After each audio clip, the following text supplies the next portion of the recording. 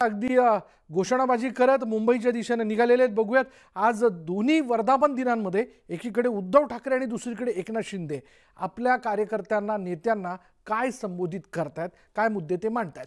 पुढे बघूयात लोकसभा निवडणूक संपता शरद पवारांनी विधानसभा निवडणुकीची मोर्चे बांधणी जी ती सुरू केली आहे। शरद पवार सध्या बारामती आणि परिसराचा दौरा करतायत। 6 तासात 6 गावांमध्ये त्यांनी जनतेशी संवाद साधला। जनतेच्या पाठिंब्यामुळे यश मिळालं असून विधानसभेसाठी अशीच तयारी करावी लागेल असं त्यांनी कार्यकर्त्यांना सांगितलं।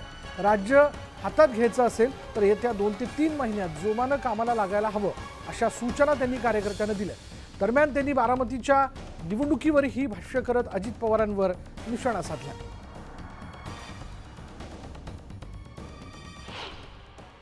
तुमच्या फाशीनं निवडणूक झाली, तुमच्या फाशीनं यश मिळालं। आता याच्यानंतरची निवडणूक विधानसभाची त्याचा विचार आपल्याला करावा लागेल आणि महाराष्ट्राच्या जनतेच्या मदतीनं महाराष्ट्राचं राज्य हे त्याच्या हातात घेता येईल हा प्रयत्न आम्हाला लोकांचा राहील। आणि ही जे कामं करायची असतील ते राज्य हातात राहील। आपण राज्य हातामध्ये ठेवण्याच्या दृष्टीनं पावले टाकावी लागतील आणि तेच काम आता करायचं या 2-3 महिन्यात। देशाचं लक्ष असलेली निवडणूक होती। महाराष्ट्रात कुठेही गेला तर चर्चा असायची बारामतीला काय होणार।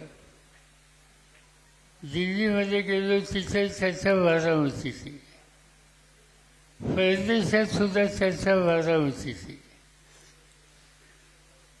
आणि लोकांना चिंता वाटायची।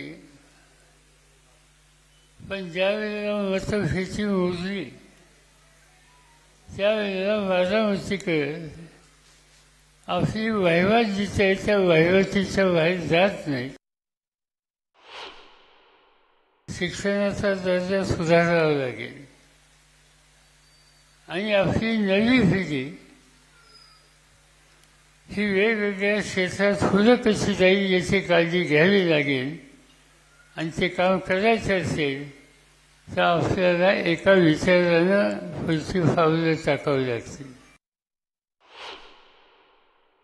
निवडणुकीमध्ये काही लोकांचा विरोध खूप